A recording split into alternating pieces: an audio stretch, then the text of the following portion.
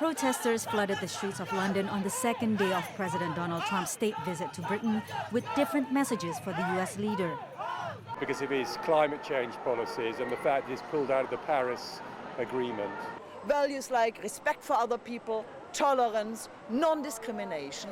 My biggest problem with Trump is just the hate within him and the fact that he can bring that hatred out in other people. Women's groups also demonstrated against what they view as the Trump administration's attacks on reproductive rights. There seem to be fewer people compared to the more than 100,000 who protested Trump on his visit here last year. Organizers say that it's because it's a weekday and blame the poor weather.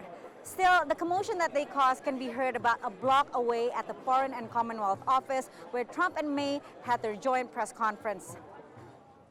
Trump dismissed the protests as fake news and said he felt only tremendous love from the British people. Even coming over today, there were thousands of people cheering. And then I heard that there were protests. I said, where are the protests? I don't see any protests.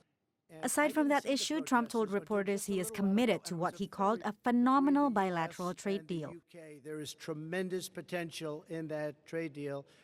I say probably 2 and even 3 times of what we're doing right now. Prime Minister Theresa May, who steps down as the Conservative Party leader Friday over failure to reach an agreement on Brexit, also expressed support for a bilateral trade deal.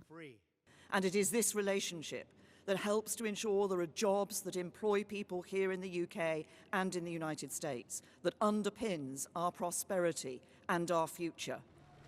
But analysts downplay the chances of reaching a trade deal anytime soon.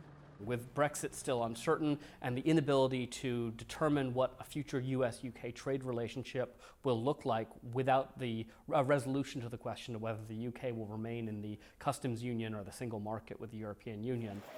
Further wading into the Brexit controversy, Trump met with pro-Brexit leader Nigel Farage, a strong critic of May. On Wednesday, Trump will continue his trip with D-Day commemoration ceremonies in both Britain and France and a stop in Ireland. Patsy Widakuswara, VOA News, London.